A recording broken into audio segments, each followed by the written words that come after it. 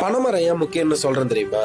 குருத்து சீவி கல் எடுப்போம், சுண்ணாம்பு தடவி பதனி எடுப்போம், பதனியை காய்ச்சி கருப்பட்டி எடுப்போம், கருப்பட்டியை நொறுக்கி நாட்டு சர்க்கரை எடுப்போம், காஞ்ச வாழையை வச்சு கூரை கட்டுவோம், வேலி கட்டுவோம், பச்சை வாழையை வச்சு விசிறி மட்டை செய்வோம், பச்சை மொளையை பதப்படுத்தி ஓலைச்சுவடி செய்வோம், பச்சை மட்டையை வச்சு கார்த்தி சுத்துவோம், காஞ்ச கூக்கான வச்சு கார்த்தி கட்டுவோம், காஞ்ச மட்டையை வச்சு விறகரிப்போம், கோடை காலம் வந்தா நொங்கு திம்போம், முத்தன நொங்க பனம்பழத்துக்கு விட்டுருவோம், விழுந்த பனம்பழத்தை சுட்டு சாப்பிடுவோம், மீந்த பனம்பழத்தை கிழங்குக்கு போடுவோம், தோண்டன கிழங்கு அவிச்சு சாப்பிடுவோம், அடுக்கண கிழங்குல கொட்டையை உடைச்சு சாப்பிடுவோம், நீந்த கிழங்கு அடுத்த தலைமுறைக்கு ஒரு பனங்கண்ண நட்டுட்டு போயிட்டே இருப்போம், விழுந்த மரத்தை தலவாளத்துல பொலந்து கட்டுவோம், எழுந்த மரத்தை விளக்கேத்தி கும்பிடுவோம், வளர்ந்த மரத்தை தாய் தெய்வமா வணங்குற கூட்டண்டாயினாங்க. படகு கூட பனைமரத்திலேயே செஞ்சவங்கடா நாங்க. சேர மன்னர் குடிச்சின்னமா பனைமரம் தான் இருந்திருக்கு. பனம் பூவை பல மன்னர்கள் தன்னுடைய கழுத்துல மாலையா போட்டு வந்திருக்காங்க. இதெல்லாம் தாண்டி கடும் வறட்சியை தாங்கி தானும் வாழ்ந்து தன் மக்களையும் வாழ வைக்கிற தமிழருடைய தலைமரம். அது மட்டும் இல்லாம பல கோயில்களுக்கு இன்னமும் பனைமரம் தான் தலைமரமா இருக்கு. இவ்வளவு தாண்டி பனையபுரம், பனஞ்சேரி, பனந்தோப்பு இது போல ஊர் பேரையும் பனையோட சேர்த்து வச்சிருக்காங்கன்னா